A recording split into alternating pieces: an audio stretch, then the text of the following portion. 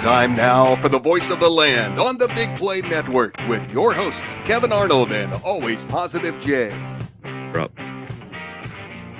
What's going on, everybody? Welcome on in to another edition of the Voice of the Land. It is a celebration night. It is a victory Sunday still. It is a victory Monday tomorrow because your Cleveland Guardians are division champions. They didn't even need to win today to do it, but they capped it off with a 10-4 win over the Rangers. They sweep a 6-game road trip, and playoff baseball is back in the city of Cleveland. And with that, welcome on into the Voice of Land, presented by the Big Play Network, of course, partnered with them and LPV Productions, and brought to you by Vector Technical. They'll get the right person in the right job the first time. I am Kevin Arnold, one of your hosts. Joining me, as always, somewhere in the stratosphere is Audio, our producer extraordinaire. What Jarvis was to Iron Man, Audio is to the Voice of the Land. And instead of APJ, we want to wish him well. That'll be our own one and only well wish and prayer tonight. Wishing him well as he is on assignment. Unfortunately, still COVID being a problem in our society. He is dealing with those effects here this evening. So joining me for the first time ever on Voice of the Land and doing a show together for the first time ever in history, it is my man, Justin Cooper. What's going on, dude? Dude, what's going on, man? I mean, history is right. I mean, come on. I mean, we've been doing it together for a little bit here. So, I mean, I'm excited for the next steps. I'm excited that you guys decided to have me on. Yeah, I'm ready to get into it. Thanks for having me.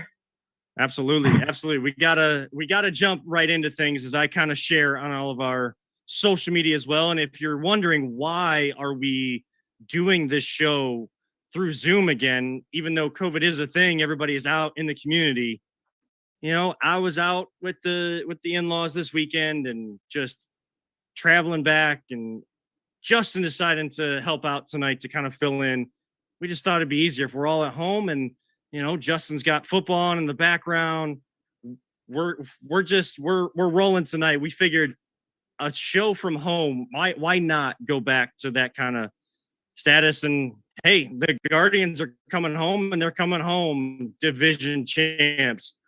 Justin, you and I haven't really had a chance to talk, and we'll just jump right into division champions, Cleveland Guardians. First time as the Guardians, but 11th time in franchise history. I heard Tom Hamilton saying it on the broadcast as I was driving home, that this is the 11th time since 1995. They were actually the first AL Central winners.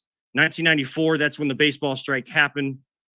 And that was the first year of the AL Central as well.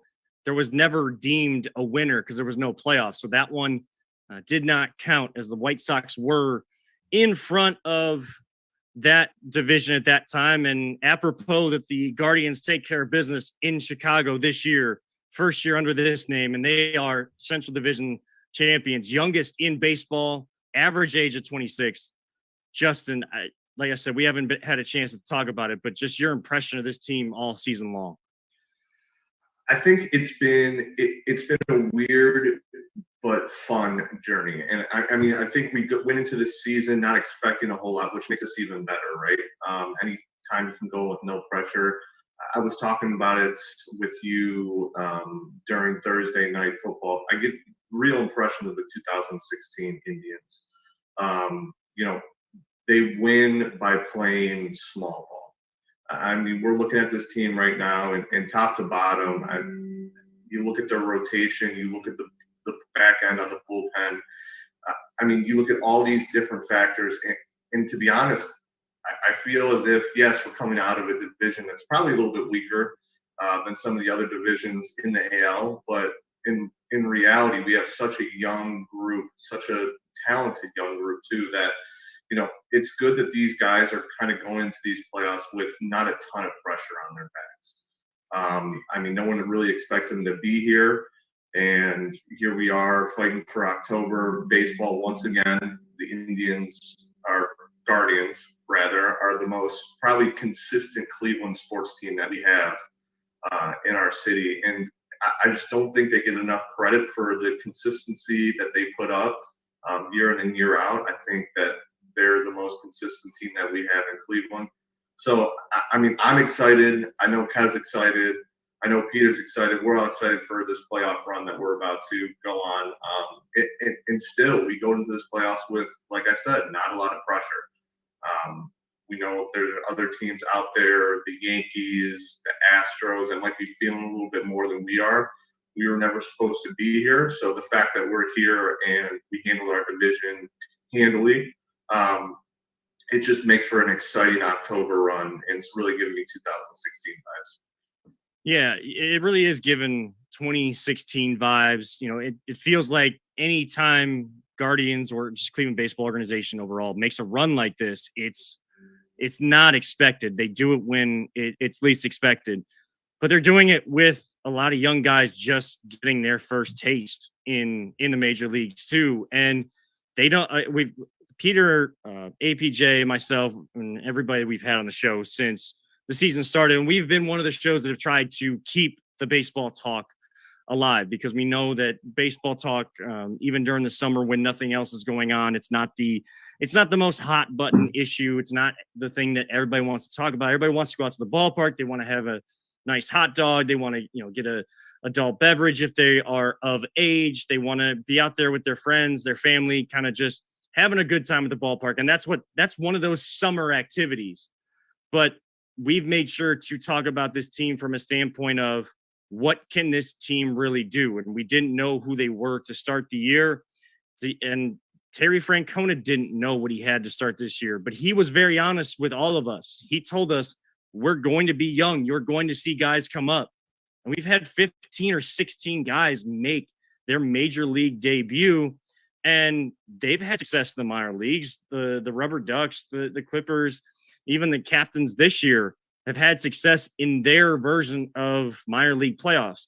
Now, is the gap from AAA to the majors much different? So all those playoff experiences, you can't really call back on them too much. Sure. But this is what this organization has been building. And despite, and this is not, to take shots or anything like that, despite the payroll of this team, the front office, the coaching staff, the players, when you have a culture, and culture is a big word on Voice of the Land, people know this. When you have a culture established, it is easier to get guys to buy in. And I think it would be easier to get the younger guys to buy in. Peter, I know that you're kind of producing behind the scenes even more than usual tonight because we're doing this through Zoom, but you come in as a baseball and Ohio State person. So when we have baseball talk, you are audio is audio truly in those kind of conversations. What was the feeling like when you saw that the Guardians officially clinched the division, or were you already kind of riding that high by sweeping the White Sox, kind of knowing that it was just a matter of when, not if? Yeah, I totally thought it was just a matter of when they were going to do it. I had no doubt that they were as we led up to this. And if we go back and dig through earlier shows, I'm pretty sure I was the one that said I thought they were going to finish above, well above 500 this year. I had a good feeling about the team. It was a question though. I was optimistic, and I'll give you that. I mean, I was basing that on pure Indian/Guardians fandom optimism that every year I think, this team has the potential to do it, especially since we've had Tito. It just seems like that is something to almost be expected. And the funny thing is, you mentioned, I think this is the 11th time that we've won the AL Central, and I'm sitting there going, that's it. I feel like that number should be higher because, I remember, 94 with the strike, and 95 and then 96 and 97 and those years. And I went to a lot of games back then when I was in college. So, it's kind of like, yeah, I guess we have kind of, had some slumps, if you will, there. But the one thing is I really, really wish I could watch more of the games. And that's the problem. I'll keep, tabs on them on my phone. If I'm driving, I'll turn on the radio and listen to the game on the radio, but I can't get Bally Sports, and I heard they're coming out with a new thing, and I don't even want to talk about the price of that because that's just ridiculous. Yeah. That's a whole other. We could do a whole show on Valley Sports and the debacle that is. So yeah, and there's a different day and time for that. But you're right, Peter. Like there's fans that have wanted to see this team that haven't been able to, and everybody will say, well, just turn on your radio at home or turn on the stream on WTAM1100.com, which we do. Like we find ways. Or people will tell you about the crack streams that are out there. The somewhat could be considered illegal streams or whatever. The main site that always people would tweet at me with is at Stream East is the one. They haven't had baseball games all weekend long, so I haven't been able to do that. And sometimes that doesn't work. People with a Valley Sports login haven't been able to log in. So, it's kind of a shame that you can't kind of see it, but you feel it. And again, it's a different day and time. So we're not going to complain about pricing or streaming, whatever era we're in. No, I'm going to bask in this championship, and might have to go get a shirt or a hat tomorrow. Got to. I think you do. Justin, are you gonna pick up some gear? Because you see in baseball, it's a lot different than in other sports. You might see the jubilation a little similar in football, but people aren't popping bottles and things like that at every kind of stepping point. You got it in baseball where you make the playoffs. Then you win the first, if you got to play in that first round, whether it's one wild card or now 3 games of a wild card series. Then when you win the divisional round, when you win each round, there is that kind of championship level, end of the road type celebration in baseball, but that's because it's such a long haul. Justin, you're going to be sporting some Guardians division champion gear. Well, it's funny that you mentioned that because I was talking to Peter was asking me about the hat, got the throwback Pilots hat on right now. Big into sports memorabilia, big into rustic, retro style sport. I kind of collect it. So, I might just sit on that thing, buy some Guardians gear. The first year that they're the Guardians, they go out and win the AL Central. That's something that I'll probably buy and end up sitting on for a few years. Probably just let it hang in the closet for a little bit, let it collect some dust. And then when my son, back when he never knows where the Indians are because he wasn't born in the Indians era, I'm going to say, this is when the Guardians first came along, and everyone, let's be honest, throughout Cleveland, I don't think there is the idea behind the Guardians when you take away something like a name that they've had, we're shouting Go Tribe, and now all of a sudden we've had to kind of pivot. They want to know, what that was like. So kind of coming in and buying that AL Central gear and say, hey, this is when the tide kind of switched. This is when we first became the Guardians. It's a start of new history, whether or not we like it or not. And I think that's something that's important, especially, with something as big of a name change and kind of a culture shock to what we're going through right now. So I'm 100% excited for, we can get talking about how excited we are all day, but I think the way that this baseball team really is doing it, and I know questions from the start of the year, I think, it was always one or the other. We always either had good pitching, but, our hitting wasn't coming around. And then, it would switch from our hitting to, now our pitching isn't as stable as we once thought it was. So we've had to do it in so many ways, and it's really impressive for a younger team to be able to pivot in a situation where, there has been a lot of question marks. Kev, you're right. You mentioned the amount of roster changes we've made from pulling guys up. That's been the MO of the Indians for as long as, we can remember as fans. But the really impressive part is you expect some lapse, in terms of making a playoff run when you got a young team like this. That they've really been able to weather the storm. I'll be completely honest. I've been one of those doubters at the beginning of the year where I'm like, well, now their hitting is starting to become a little suspect, which we started to see at the start of the year. We were starting to hit well, and then, but our pitching wasn't there, and then our hitting started to drift off. And that was one of the things that I was worried about, but I'm glad to say that I was proven wrong for, what these Guardians have been able to do with such a young lineup. Kev, you mentioned it. We're the youngest in the MLB. We're not putting up gaudy, glamorous numbers. I'm pretty sure we don't even have a hitter in our lineup that's hitting over 300. And I think that to me speaks volumes, because we're doing it in multiple ways, to where other teams, they just don't have that. So when you're able to win in a magnitude of ways, you're really setting yourself up. And I think that's why it gives a lot of people that 2016 vibe, is because we're doing it in such, organic ways. We're playing small ball. I mean, I was digging at stats that, like, the only stat that we truly are ahead of in all categories, we are the lowest strikeout team in the MLB from a hitting perspective. And that's saying something. And a lot of people, I grew up playing baseball. I grew up around baseball. I studied the game in and out, and just that one statistic right there speaks volumes to what this Guardians team is doing, because they are making these teams put them away.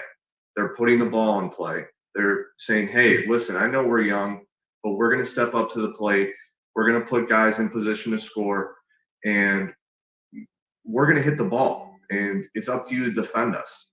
And I think that's been the major part for me that was probably the only eye-popping stat that really kind of spoke volumes to me. A young team like this, having the least amount of strikeouts in the MLB, is an impressive feat.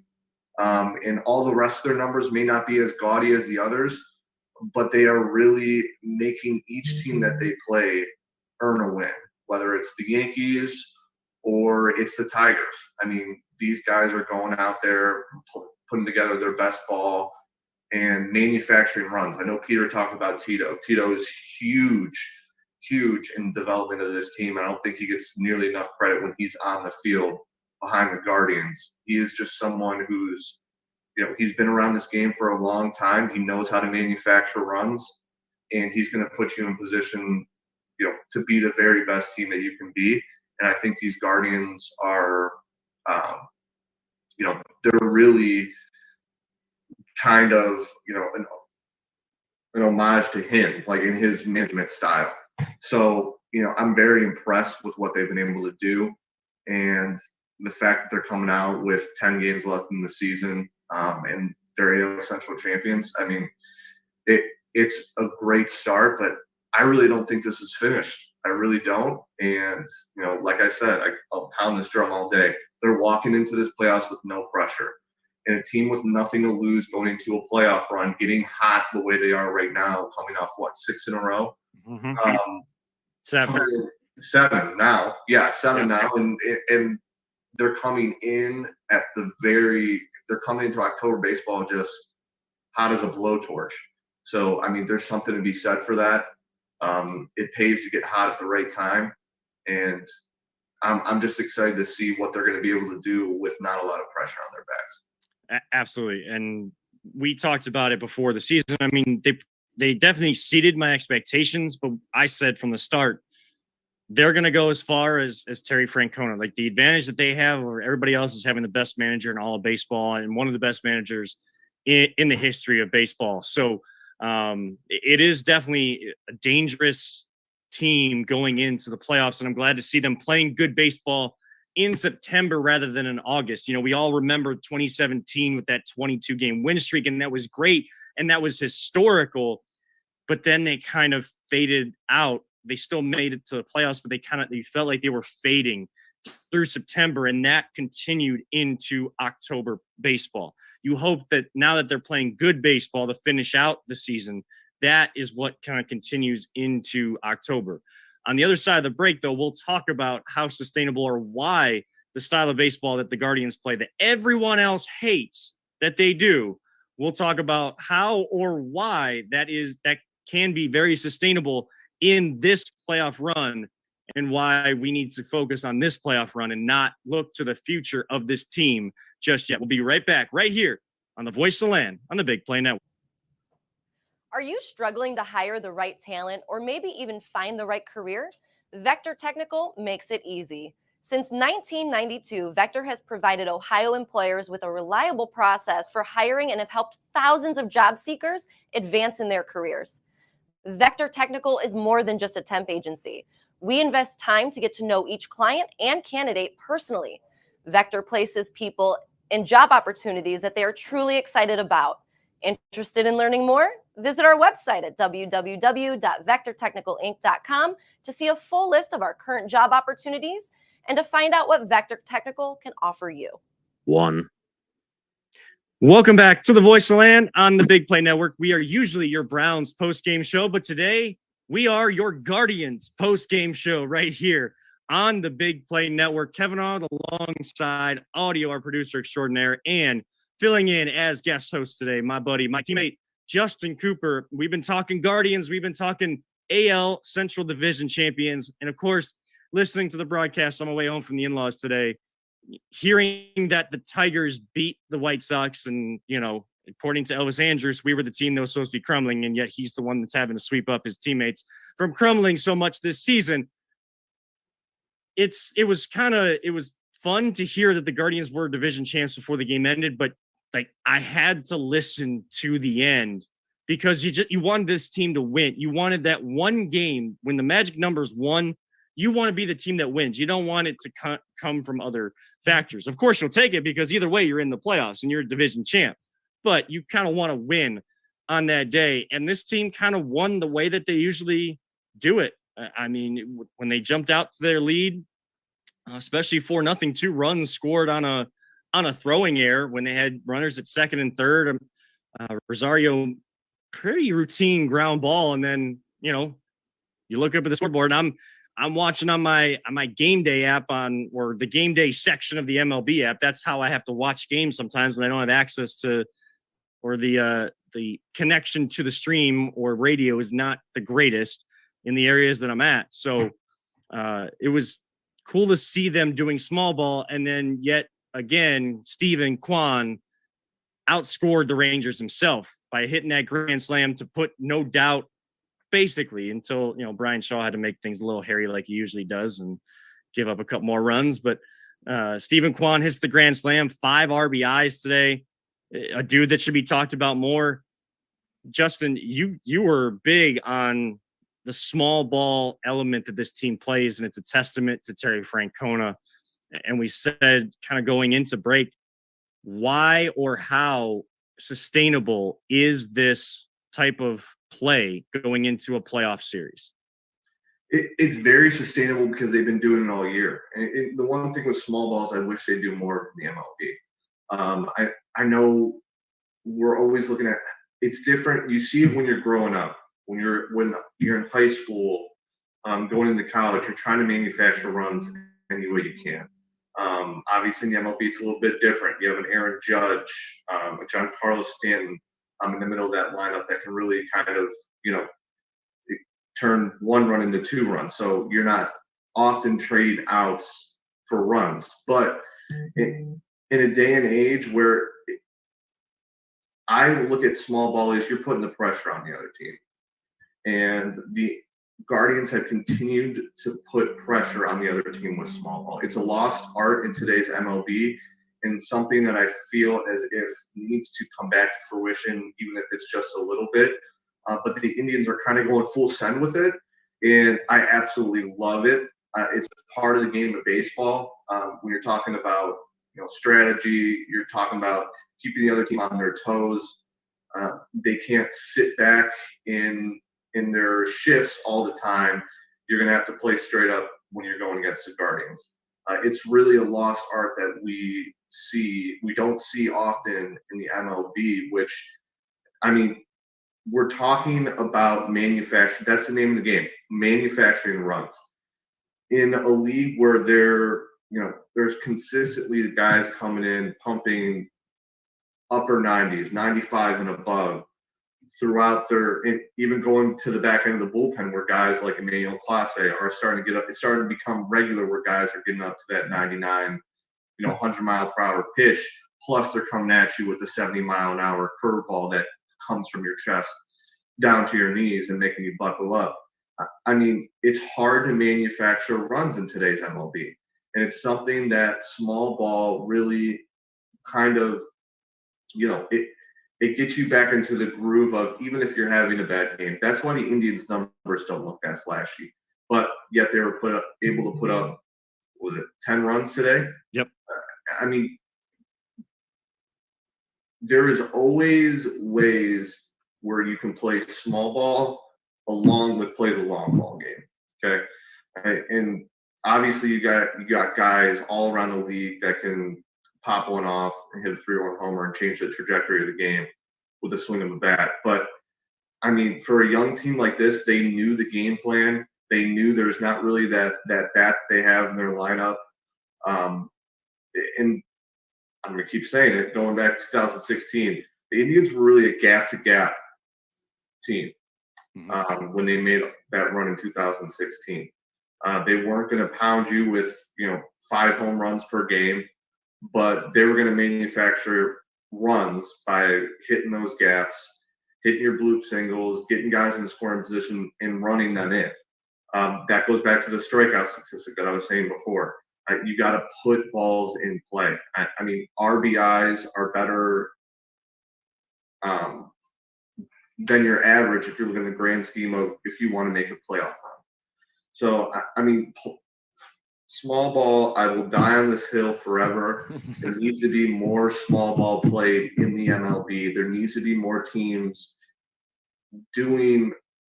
running this kind of offense, because it really it rounds out your players from a magnitude of different perspectives, and not a lot of people know that. Not a lot of people realize that.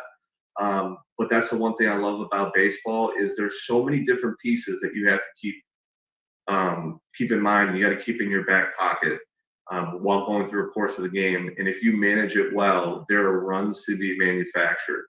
So, I mean, if I'm on the show or something like that, and I got an out, and I got a guy stepping in with an average of 215, I might lay down a bunt to get that guy at second base and get him in the scoring position while Jose's on the back end, and let him bloop a gap into the right field corner, and then I manufacture at least 1 run on that inning, and then maybe even more depending on if the back end of my lineup can really contribute. So I just think it's a lost art. It needs to be implemented more, and I think that's what makes this team really dangerous, is because they're willing to get runs and put the pressure on wherever they need to.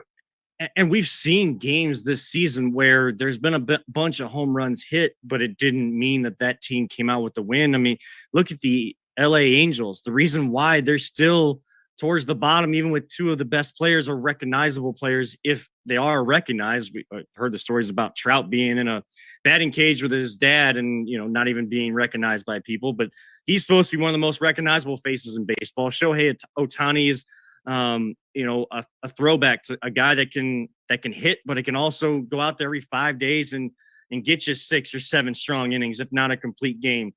But you look at that, I go back to their game where they lost like 8-7 or 8-6, and every run that they scored was a home run, but it was all solo home runs because they're not getting guys on base. It's hitting the home run is great. Yeah, chicks dig the long ball. That's kind of the running theme. It's these days, especially in baseball, the metrics, the analytics tell you launch angle, exit velocity, all of these different things, and that's what guys are looking for. Oh, if I go up there and strike out 3 times, but I get my 4th at bat and I'm hitting a 3-run bomb and my team comes out with the win, I got all this strength. I hit it 450 feet, 500 feet. Everybody's looking at me because I'm the one that's following this new metric. The Guardians are doing it differently or doing it right, like you just said, Justin. Even if they're down, they find a way to get guys on base and they get them home. The 3 rules, and Jana, my wife, says this all the time. I hear it all the time. I've said it all the time. 3 rules of baseball are get them on, get them over, get them in. That's the exact way you play the game, and that's kind of the mantra, the philosophy that these Guardians play with, and it's so fun to see. And they don't care who gets the credit either. That's the thing. They don't care who's going out there and making that play. They're all up on top of the dugout. They're all screaming and yelling when guys make big plays defensively, offensively. Pitchers are striking guys out left and right. You're seeing the reaction. I love the voice that Austin Hedges, to kind of, I guess, pun intended, the voice that Austin Hedges has been. Yeah, our catchers are not the best offensive hitters that you're going to see. There aren't many of them in the game, and we haven't had one for a little while. But they do what they're supposed to do behind the plate. And when you hear Austin Hedges talk after a game, you hear Terry Francona in him. He is much louder of a voice of it. Terry's not going to make a big deal about this. He's never going to make a big spectacle about things. And none of these guys will. They got a chance to celebrate in the clubhouse today. Good. If anybody has a problem with that, just because they haven't gotten to the mountaintop yet, this is baseball. This is what this is. You played almost 162 games. Yeah, they've played 152. That's a long time to be playing. You're playing almost every single day. Let loose a little bit. You got a day off tomorrow. Let loose. You won a division title. You worked your ass off for this. And Hedges talks about it every time. We want to go out there and we want to win a division title. We want to win a World Series. But we can only go out there the next day and we can only win that day. We have to go do our job tomorrow. We have to go do our job today. Wherever you're at in the calendar, we have to go do our job. That's what these guys do. That's what every single player that is called up buys into, has been taught in the minor leagues. And it's fun to see that. And yes, this is sustainable in the playoffs, to kind of go all the way back to what this whole segment was about. This is sustainable. Will they make it all the way to the end? I don't know. Nothing's guaranteed, but it has a chance to be successful in this playoff run. And nothing is guaranteed moving forward. I think everybody needs to see that. Everybody's going to say, well, like, they've already had a successful year. Whatever they do in the playoffs is good with me. That's true. But also don't start looking ahead to the next years just yet. Just because we got more prospects to come up to add to this core, these young guys that we have, don't start looking ahead. Get behind this team. We know Cleveland will come out. They're going to have at least 2 games. If it's necessary, they'll have all 3 of the wild card games at home. Progressive Field is going to be packed. It's going to be loud. It doesn't matter what the weather is. Cleveland is smart enough, even when they don't come out to every single regular season game. They are smart enough to know when all 3 teams are in a position to be successful and they come out for the big games, they come out for the playoff games. Cleveland will show up, make sure Cleveland is heard, because the players have been playing hard for you all year long. Let's give back to them. Let's bring more energy to Progressive Field. Let's bring more energy just in the city in general as they come home for this homestand. Let's get some energy in there to show them what Cleveland fans are truly like, because a lot of these young guys, I don't think they know just yet. They haven't experienced the Rajai Davis home run in 2016 or the Lindor home run against the Yankees in, what was it, divisional or championship round. I think it hit the pole, but you hear the broadcaster say, Santa Maria, Lindor brings the Indians back in it. Like, excursion, man. Bat excursion. And he's having to absolutely yell through the microphone because it is that loud in that ballpark. So the Guardians have done their job and they're going to continue to do their job. We need, Paulus always used to get mad at me when I did this, but I love to buy into the mantra, the philosophy, the energy surrounding our teams that are, especially when it shows that it can be successful and sustainable. Let's buy in. Let's do our job as fans and bring that energy for them, because this is going to be fun. As Tom Hamilton always says, anytime the baseball team clinches a spot in the playoffs, it's going to be in October to remember. And this is another one of those Octobers to remember. We can talk down the line about what this team can become, how strong they can get with these young guys getting more experience. Nothing is ever guaranteed. They have an opportunity in front of them to go in the playoffs and show what this baseball is all about. And just because if they don't get all the way to the mountaintop, and I'm not here to make predictions one way or the other, I never will. I don't do that. I can't do it. I'm superstitious in that way. Yell at me. Don't say something to me if you want. But just, this type of baseball is what they're going to do as this organization moves forward, and it's going to have success. And if they don't get to the mountaintop this year, guess what? People are still going to talk about launch angle and everything like that. no one's going to try to change to what the Guardians are doing until they get to the mountaintop. It's always a copycat league is professional sports. And I think it changes more with baseball, and one of the most traditional sports out there that you would think that doesn't change, but each year it seems that whenever there's a new World Series champion, I mean, we go back to, my cousin had mentioned to me that it gives him a lot of the Kansas City Royals vibe when they went on their World Series run, where they were playing small balls. We know about Dyson, how many bases he stole during that playoff run, and their bullpen really kind of come in and shut it down. They didn't have the best starting pitching, but it called for their bullpen to be really electric and come in and shut these teams down. And really, it's transformed to, the aces were now a priority. We saw it with the Astros when they got Verlander, and they started with Keuchel, and they started to make their run. And obviously they had a whole bunch of hitters, and we're not going to get into that, but and why they were so successful. But I think it really is, like you said, it is a copycat league. Now, I mean, baseball, it's finicky like that. I mean, you've got a lot of guys who think that they're the smartest in the room, that somewhat are kind of arrogant to a certain extent, and say this is the one way you got to play baseball. One thing my dad always told me, he's been around the game his whole life, literally lives, breathes, and is still playing on a knee replacement to this day. He's always learning something new about baseball, and that's something to be said, because he's literally the smartest guy I know when it comes to the game of baseball, and where you need to be positioned, and all the ins and outs. And I've learned a lot from him, but that's one thing he always told me. It stuck with me, coming in as a young kid, and under the tutelage of him, being able to kind of take that and just mold my game, understand the game a little bit more. But I wanted to go back to what you said about our responsibility as fans. I think that we're going to see it, kind of alluding back to what Peter said, since fans haven't really been able to see this team other than when they go to the stadium and they make a day out of it. I think that these young players are going to see the effect that Cleveland baseball has in October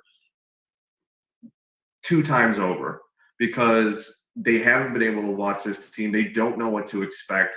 So they're going to fill that stadium. That stadium's going to be rocking. They haven't been able to see playoff baseball in a couple of years. And it's a young team that we've been talking a lot about on airwaves. Obviously, Hammy does a great job of color commentating, but there's only so much you can do color commentating.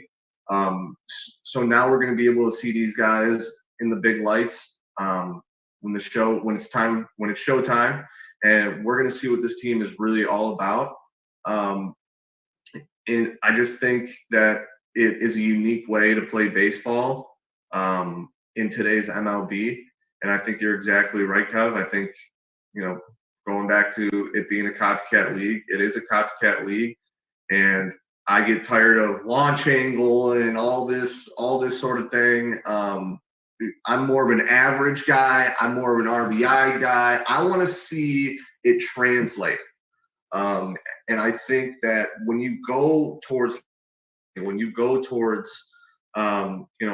digging deep into the long ball and the amount of RBIs you're getting, you're kind of losing focus on what the overall goal is, and that's the bat runs in. And that is one thing for me that I will never – I'm sure there's a lot of statistics that point to launch angle being, successful, but I'm a Ken Griffey stan. If you go look at Ken Griffey's stance and swing, I want you to ask him about launch angle and ask him what he thinks about it, because I guarantee I know his answer. We talk about him having the most beautiful swing in baseball, and I'm not going to get on this rant for too long, but he has the most beautiful swing in baseball. His bat stays in the zone for longer than anyone else in the MLB, and that makes him be able to counteract, even if he's expecting fastball and gets a curve. If he's expecting curveball and gets a fastball, his bat stays in the zone for so long that he's able to adjust in the moment while still being able to hit the long ball. Obviously, we know Ken Griffey wasn't flying out to the left fielder every at bat. He was obviously hitting the long ball his fair share. And he had one of the most beautiful swings in baseball and is considered, one of the greatest to ever play baseball. And I think a lot of players like that will kind of argue launch angle as a strategy because, well, now you're breaking down your swing even more. Yep. Now you have the potential of, I'm going to dip my shoulder. Now all of a sudden, everything starts to break down to, well, this is why we're seeing an uptick in strikeouts. This is why we're seeing upticks in pop-outs because everyone wants that launch angle, but then they're going 1 for 5 in a game. And for me, that is something that has always been a problem in terms of launch angle for me, is I just see everything start to break down, where if you see someone like Mike Trout has been touted as the best baseball player, and I still don't even think there's a challenge. I don't think anyone else can challenge him being as what he does defensively and offensively. But if you look at Mike Trout's numbers, he's always over 300 at the plate while still hitting, top 5 in home runs in the league. And there's something to be said for breaking down your swing to the most minute point. And maybe that does have something to do with some aspects of launch angle, but it's not all launch angle. Because I think if you focus too much on launch angle, then we're getting down a rabbit hole where we're starting to break down, especially these younger kids. We start to break down their swings too much, where it becomes irreparable. So I just think that it's something that we need to look into a little bit more, kind of round it out a little bit better. I just don't think that launch angle is the ultimate solution to how the MLB is going to thrive as a major league sports organization. Yeah, and I mean, the Guardians are kind of a test to that. I would say the one guy that I can kind of see, the young guy, you can see where launch angle has been taught. As fun as it is when he comes up to bat with having the SpongeBob SquarePants theme song going on and all the things that go with it, and he's definitely bought into the culture. But there's times where Oscar Gonzalez goes up to the plate and you see those long swings trying to get as much bat speed, generate as much bat speed as possible, and just hit one out instead of being patient, staying back, keeping the rally going, whatever it may be, getting on base to start a rally. I've seen that at times with him, and it's not to say like he's not good or he's not a part of what the Guardians are doing. He definitely is. The Guardians would not be in the position they are without Oscar Gonzalez playing the way he has throughout the year. But in those young guys, when that patience goes away, and that's the most remarkable thing, is how much patience these young guys have had all season long.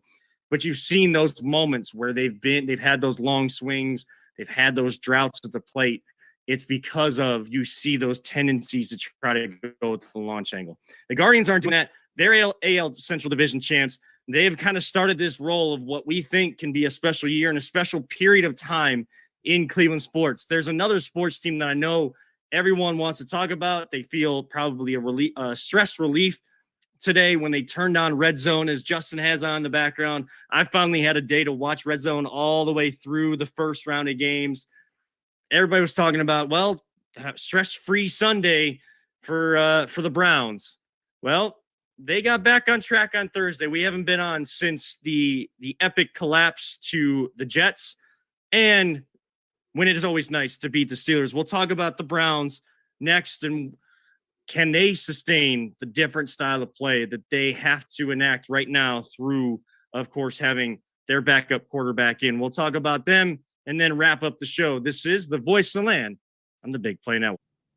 Whether you're looking to hire new talent or start a new career, Vector Technical has you covered. Vector Technical is a 28-year-old staffing firm that has helped thousands of job seekers advance in their career with reputable partners throughout Northeastern Ohio. Vector Technical is more than just a temp agency. With an above-average hire-in rate of 1 in 4 candidates, Vector works hard to connect the right person with the right opportunity the first time. Vector Technical hires for skilled manufacturing and light industrial work and is sure to have a career that you've been looking for. To learn more, visit our website at www.vectortechnicalinc.com.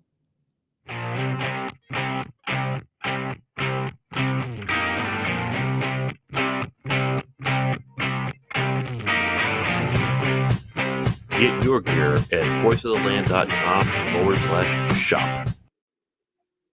Welcome back to the Voice of the Land. Make sure you head on over to voiceoftheland.com/shop to get all your Voice of the Land gear. I decided to not go with the Voice of the Land hat tonight, so I'm not sporting that. You don't get a nice little model of that tonight on the show. I got to wear the Guardians gear. You know, I'm still not a fan of this G, this split finger G. But, you know, it's I didn't have the Shane Bieber jersey wash. So, you know, this was the best I could come up with because everything else was Indians. I wanted to make sure I honored the first year the Guardians are known as the Guardians and win an AL Central title.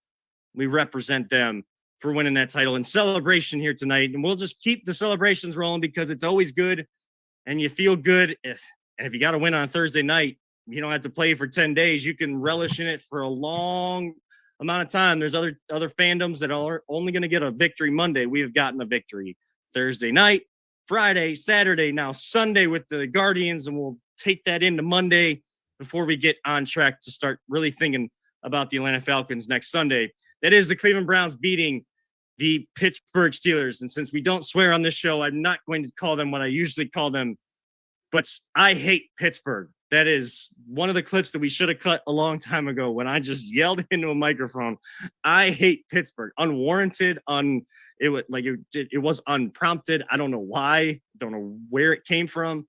But I just yelled into a microphone. I hate Pittsburgh. And everybody everyone knows where it came from. Everybody knows where it comes from. So to see the Browns come back after a collapse to the Jets, especially defensively, get those things worked out. Justin, I got to admit, I was kind of apprehensive going into the game, even though the Steelers are supposed to be down this year. We know that Mike Tomlin has never had a season below 500, and they're always going to be tough. The AFC North is always going to be tough, but I was apprehensive. I was more nervous than felt like I needed to be because I heard that cliche, that term throughout the week. Players had a player-only meeting. The defensive players had a player-only meeting. This is one of those instances where it worked out. Yeah, I think, in all honesty, I was impressed.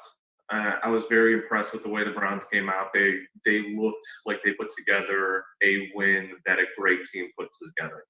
And that might not translate to what happened on the scoreboard. I know they let the Steelers kind of linger a little bit, but really, we always know that this rivalry is going to be a beatdown, straight up. And I think that the game plan that I thought the Browns should come out with, they did come out with. And they did what they needed to do. And that was, okay, we're going to line up and we're going to run the ball right at Cam Hayward. That's who we need to worry about on their defensive line with TJ Watt being out. And then we're going to get the ball out of Jacoby's hand quickly because we know that their cornerbacks, they're subpar. They're probably in the bottom half of the league with their cornerback play. Obviously, they lost Joe Hayden, who was getting up there in age. So, to me, they took every advantage that they had, and they put it forth in that game. The defensive only meeting, like you said, it's a cliche. Sometimes it spells doom for certain teams, but I think in this instant, it was warranted, being as how colossal those collapses were the last 2 weeks.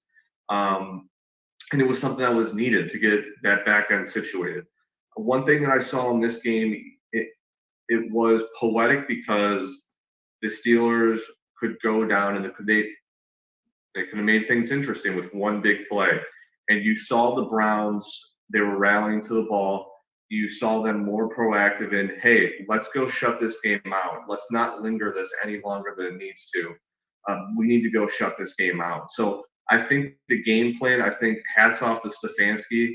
I know everyone wants to rip on Joe Woods and Stefanski, but in this instance, you've got to give your hats off to him. It was a hard-fought divisional game that the Browns absolutely needed, and that's what great teams in this league do.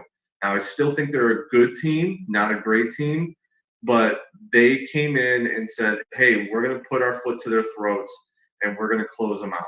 And that's what they did. It was a tough battle, but I enjoyed seeing Njoku get the targets that he received. I enjoyed them getting Amari Cooper in space and kind of building that connection for Jacoby and Amari before Deshaun comes back, because that's what we're really looking at. We're looking at buying time. We're looking at, okay, with the addition of Deshaun Watson, will this make the Browns a great team or still just a good team?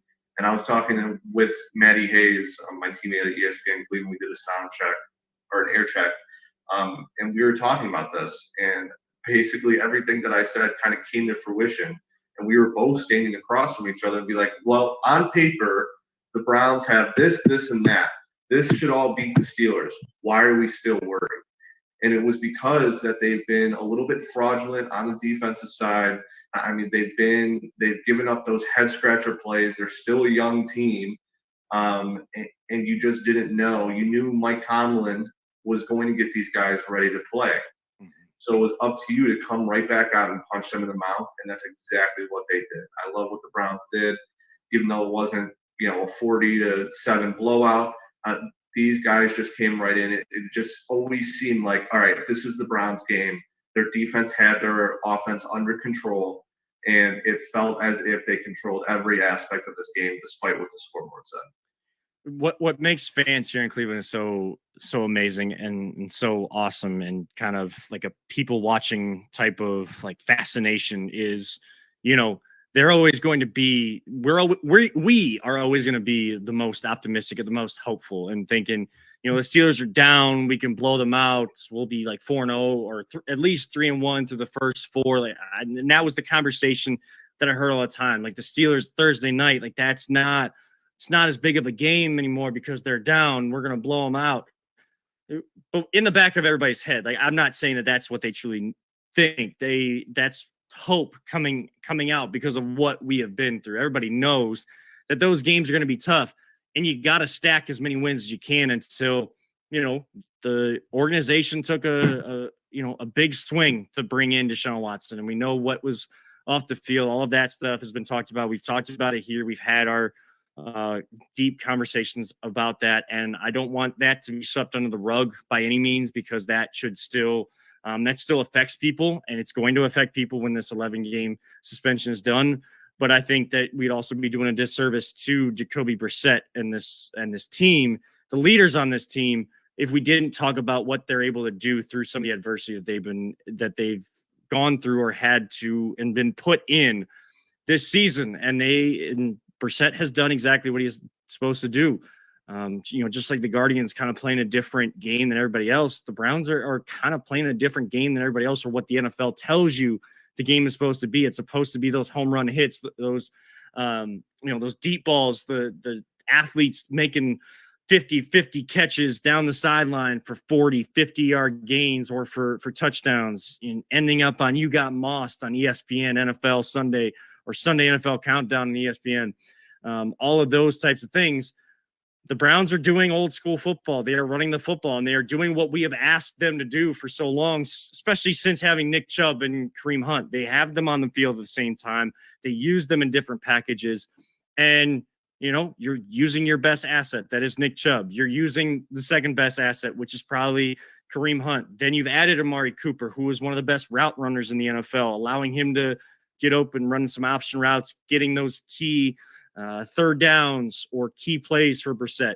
Njoku, if he can continue to have games like that, even if he doesn't get in the end zone, putting drives together. How does Kansas City do it? How does Patrick Mahomes get to that no-look deep pass to guys in the past, like Tyreek Hill or whoever the receivers he's got now, Juju and all of that? He does that with Travis Kelce, and they do that with these little, 12, 13, Glad you said that. 12, 13-yard gains. Nothing's open down the field, but somehow Kelce gets open, or, one of the receivers makes a play for Mahomes. Then as that momentum, the energy builds in the drive, then you start to see that flash of Mahomes, and that's where it comes from. These guys, Mahomes, Rodgers, Brady, all of those types of things all of it is built on, can you sustain a drive? Can you run the football enough, which the Browns want to do? Can they do their bread and butter enough to then open up all that stuff? That's what they have done the first 3 weeks. The defense has not looked like we have needed it to. They have done just enough in 2 of the 3 games to have the Browns at 2-1 and have them in a position to get to 3-1 like everybody expected them to do and said they needed to in the first 4 games. So they are doing what they are supposed to do. Yes, Cade York has missed a couple of kicks, but he's hit on all of his field goals, and that's 3 points instead of just the 1. So special teams, question marks there. Defense, question marks there.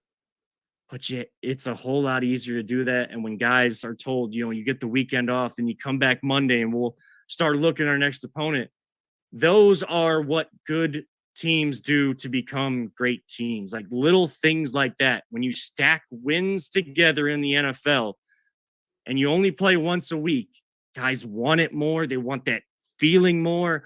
They're willing to do more of the work. They're willing to correct the mistakes. They're willing to be more accountable. And should they be that when it's going bad consistently? Sure. But it's just something about being in the NFL locker room after a win and wanting that feeling each and every week, because you're not playing every day like baseball or every other day like basketball. You're not getting a chance to have a few of those and a couple losses in the same week. You only get 1 win or 1 loss, sometimes a tie, but most of the time, either 1 win or 1 loss in the week. And when that win starts to get its way into that locker room and feeds around the team chemistry, there's just nothing like it. That's why you see some teams have more remarkable years you don't expect them to, because they stack those wins early. And I think that's where the Browns are headed. And I like that you brought up the Njoku Travis Kelce comparison. Obviously, we're not sitting here saying that Travis Kelce is any way comparable to Njoku. I know. But the style of offense in that game was very reminiscent of that. To where obviously Cooper's an X receiver, so he's going to be lined up on the outside a lot. You're going to get him running streaks. You're going to get him hitting those home run plays. He's also a good possession receiver as well. Kind of reminiscent of Tyreek Hill in the model of the offense that the Browns were really kind of shooting for in that game. So, I mean, Njoku got paid all that money. You need to utilize him. And I think what they did well with Njoku was, if you notice, a lot of times Kelce is running without a guy within 10 yards of him. Mm-hmm. They're taking advantage of those soft spots in those defenses and sitting him right down and saying, hey, I need you to go run for 10 yards. I need you to get this first down. And then you can kind of sprinkle in some of those home run plays with him as well, because he's so athletic, like a David Njoku is. So I was really encouraged by that, because I feel as if that's what they needed to start doing with Njoku since they first drafted him. And I think now, a lot of questions were surrounding the wide receiver room. Did they have enough? But now you can kind of start to see Stefanski's game plan with these guys. Obviously, I was taken aback by the good rapport that during training camp covering the team, we were there a lot, me and you, Kev. So we were able to see firsthand the chemistry that Deshaun built with Njoku, which is something that I was very excited about coming to the season. I had him on some of my fantasy sleeper boards. First couple of games that didn't really pan out too well. But now they're starting to okay, we need to get Njoku more involved. We have a lot of young wide receivers that haven't proven a lot yet. Donovan Peoples-Jones is a nice piece. But if we're going back to the Kansas City Chiefs and the way that offense ran, you look at Tyreek Hill, and then besides that, you had a fill-in here with Sammy Watkins. You had a McCole Hardman. You had guys like that, some speedsters, some young guys that can kind of really come into their own. And I think that that's the recipe that the Browns are really shooting for, or what I saw them shoot for in that game in terms of how they ran their offense. They checked it down when they needed to. They took those short screen passes. They made sure Jacoby got the ball out quick. But those home run plays are still there to be had. And I think that is something that Stefanski is going to continue to try to do, because he knows once he has Deshaun Watson in there, who has a little bit more tools than Jacoby Brissett has, that he's going to make even more out of the situations that he's put in. And this offense is really going to get rumbling because you have Chubb back there. I mean, if you look at his time in Houston, he never had a running back even near Nick Chubb's talent or even Kareem Hunt's talent. And now you have both of them in the backfield. And the best part about it is one thing that this offense has that Kansas City model didn't really have, and they tried to replicate it with Clyde Edwards-Helaire, is they got a guy like Kareem out of the backfield who's receiving back. And even Chubb in some instances will get in on that receiving game. And that is something that just makes them so dynamic and is so fun to think of how this offense is going to move on during the course of the Sean Watson era. And it's something that you can definitely see how we've replicated some of that offense into our own offense. And I'm glad that you brought up the comparison, because that was my exact thought. Anytime you have a big tight end, obviously your first thought is Kelsey, but the way that some of these other teams use their tight ends is very unlike what the Kansas City Chiefs, and why Travis Kelce is consistently the #1 tight end in fantasy is because he's a reception guy. He's not just a big play guy. Yeah. So and Mark Andrews is that in Baltimore too. Mark Andrews is kind of that in Baltimore too. But when teams utilize the tight end, and what did we hear about Stefanski when he came in at first? It was like, this guy's going to utilize tight ends. He's going to be a good guy for the offense to utilize what they have in the backfield, and that's to run the football. And we're starting to see that. Now there's plenty to work on. We're not saying that this team has found their identity by any means. I think offensively, they know what their identity is already. It's to run the football, but they still need to figure out that identity. When teams are able to stop the run, when better teams are able to stop the run, how are you going to adjust? What is that scheme going to look like to either try to get the running game going or to utilize the passing game? We need to see that kind of adjustment still from Stefanski. The defense, the special teams, they don't have an identity at all still. Joe Woods, credit to him, credit to Stefanski for simplifying everything. But hey, it's 1 week at a time. They'll come back. They have 3-1 in front of them. They're going to have to go do that. They have to beat the Atlanta Falcons and be 3-1 after the first 4 weeks. Absolutely. And you stack a win after win, then now guys start playing maybe above what their capability levels are. That's why you see teams that aren't expected to do much 1 year in football have remarkable years, because they have that early success and they get through some of those early trials and tribulations of the early part of the season. So we'll be back next week for as the Browns postgame show on the Big Play Network. Jay is looking to be back. He's complimenting you, Justin, the whole time. I'm getting texts blowing up my phone of like how great you're doing and everything. But I already knew that. So I'm not going to blow up your head that way. I appreciate that. Always positive. Always positive. Always positive. That's for sure. He's kind of been like somewhat positive. He's always positive, but we're always realistic on this show too. We don't like to we don't always have the hottest takes. We look at things realistically and just tell people like it is. We're not just going to blow smoke up people's butts, So we got one final segment. We're going to wrap it up real quick because we're taking up Justin's time and everything like that. I know Peter's at home as well. So everybody kind of wants to spend time with family, and everybody that's watching, we appreciate you doing that. We'll get you back to your families here in just 1 second. One final break, and then fun little question to end. Maybe this will actually be the shortest final segment of VTL in history. This is the Voice of the Land, the Big Play Network. Are you looking for a career in manufacturing? Vector Technical has you covered. Vector Technical is a 28-year-old staffing firm that has partnered with some of the biggest and the best companies throughout Northeastern Ohio. The recruiters at Vector Technical will coach you through the entire job process and will help you land an opportunity that you are truly excited about. Vector does not add any additional fees and offers benefits as well as free online skills training through Penn Foster. To learn more, visit www.vectortechnicalinc.com and make sure to check out our job board to see a full list of our current opportunities and apply.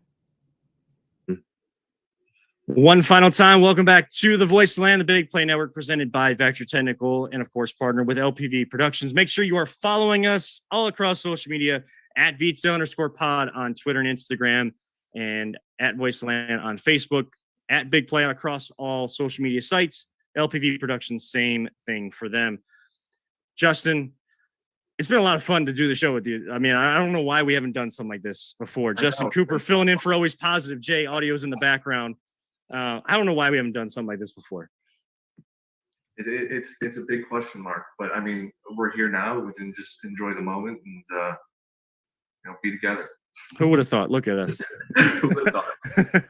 But I had like one final question, and I was thinking about it kind of throughout the day, just myself, and then Justin, you having Red Zone on in the background, and it was like my first. It's not that I haven't watched Red Zone in the past. I've watched it periodically throughout the day, but we're always watching a Browns game on a Sunday and doing some sort of work on a Sunday. Like I feel like this was the first Sunday in the last several years I haven't done anything and had a chance to sit down and watch Red Zone the entire time. And I started thinking, is there another sport that something like that, a show like that works for, or is that only for football? It's a tough question because obviously football takes over America as much as we want to say baseball is America's game, and it pains me to say that it's just not right now. It's football. Yeah, it's America's 100%. Pastime. Yeah, and it's really hard to say, but I think that it can work in some capacity, not to the level of Red Zone, obviously. But I think it would be good because we've been talking about how we haven't been able to watch the Guardians. And I'm sure a lot of these smaller market teams feel the same way. Mm-hmm. And we're not alone in that assumption. So I think it would be good to get some FaceTime. Maybe if you're sitting at home, like, hey, let me throw on, the 9th inning, like with the MLB, or the 4th quarter with the NBA, and kind of manufacture it towards that, to where you're giving each of these teams some face time, and they can kind of, get a good grip and be more knowledgeable on some of these smaller market teams, because some of these smaller market teams are exciting. I mean, Seattle with Julio Rodriguez, I mean, not a lot of people get to see him on prime time a lot. Obviously, we saw him during the Home Run Derby, but there's a ton of young talent out there that I feel like a lot of the general MLB fans don't get to see. And you're not going to sit there throughout an entire game and watch the Mariners play 9 innings. So I think it's a good idea on paper. It won't be as popular, but I just think they would need to come up with a way to format it really into, like, hey, if there's a guy in scoring position with less than 2 outs, we're going to switch over to that. Mm-hmm. But you got guys playing, you got teams playing on the West Coast. The timing, could be a little bit weird. So it's tricky. But I do think that you might start with something like that with the NBA rather than the MLB, and kind of just work down from there. But I do think that it could work in some capacity, because I think it would give some more of these teams face time. But let's be honest, the MLB is not always been the greatest with media and how they treat their media and getting their name out there. So yeah, and that gap seems never happened. That gap seems to like widen every single year too. Peter, real quick, would the Red Zone style show work for anything else, or is that just like, should we just keep that just to football? I think, like Justin said, it's the challenge is there's so much to try and cover with the other sports. I mean, one of the quasi unique things, right, to NFL football is you got 16 games a week. The majority of those are all going to be on Sunday, and they're going to be at 1:00, 4:30, and then you have the Sunday night game. But that's where it gets to be a challenge. I think it would be a logistical nightmare, and there's baseball every day. There's baseball every day. There's basketball pretty much every day. It could be done. It would be tough. I could probably see one covering maybe broken up by conferences. Yeah. So something like that might logistically make more sense. I like that. But yeah, that's why I think it would be tough to duplicate. But yeah, different times of games, different like it's not like everything you got like a certain set in one time zone, like or one time set, like 1 to 4 like football here on the East Coast, and then 4 to 7, and then you got that last game on Sunday, like you guys were saying. I partly asked this question selfishly because I always like to sneak soccer in if I can, and soccer has like the Gonzalez show. I knew it was going that way. And they do it for the UEFA Champions League, like the biggest tournament of club teams in Europe. They do it for that, which it tends to work for. But I was like thinking, like, is there really any other professional sport of the main professional sports here in America that would work for? And I couldn't really see it, more so maybe for basketball, like a whip around or something like that. But it's such a unique element, and it just keeps you ingrained, keeps you in tune. There's no commercials really for the most part, and you're just going back and forth between a bunch of different games. So you're just getting football on your TV for several hours straight, and it is really a great thing. And like I said, I've seen it in soccer, but be interesting to see if they could find a way to do it for another sport, because again, as things go to streaming, not everybody can stream, but also not everybody has cable. For those that for networks that want to keep the cable, the ancient cable element in the stratosphere. So but hey, it's been a lot of fun tonight. Jay's also been chiming in the comments. I want to make sure, because I want to show people we actually do read comments. If you tune in to live streams and you comment, Jay saying that the Browns beat the Steelers, OSU crushed Wisconsin, so they stay undefeated, and Guardians win the division. It's been another heck of a weekend, and we're turning the corner towards October, and that means in the middle of the month, the end of this week or middle of this week, the Cavs get their media day and training camp started, and then they'll get going, and there's a lot of excitement with them too. So it's an exciting time to be a fan in Northeast Ohio, in the state of Ohio in general. So Justin, thank you so much for filling in tonight and joining us. I know we've taken up a lot of time. We usually go over, and I apologize for that, and I'll apologize to your wife and your friends you have. No, you don't need to apologize. But I can't thank you enough, and we got to do this again. No, absolutely. Tip the cap for you guys having me on, and it was fun. It was good to talk to you guys, especially with the big news the Guardians clinch. So obviously a lot of fun stuff to talk about. And you're right, it was a great weekend, so I had a lot of fun talking. And like I said, we aren't the most boisterous people. We aren't the first take style, like yelling at each other back and forth. We just want to talk sports. Like, we want to get back to that. We want to change the game back to what it should be. Just talking sports back and forth. Disagree, that's fine, but we'll all understand each other. We'll all still be sports fans and friends at the end of the day. So that's kind of what we want to do here. But thank you so much, Justin, and thank you, Peter, for running the tight ship that you usually do, and especially doing it through Zoom like we did during COVID times, going back to that realm. I know it's not easy, but thank you back at the ranch for audio, for Justin Cooper, for everybody tuning in. I am Kevin Arnold, reminding all of you sports fans out there, don't let anyone ever tell you it's just a game. We truly love you all 3,000. And as our great late friend Mike Allen always used to say, all gas, no brakes. And as Jay's friend always said, oh my gosh, I totally forgot his cliche, and I can't believe I forgot that right now. But we want to send prayers out to him and that family continuously. And thank you so much for everyone tuning in. This has been the Voice of the Land on the Big Play Network.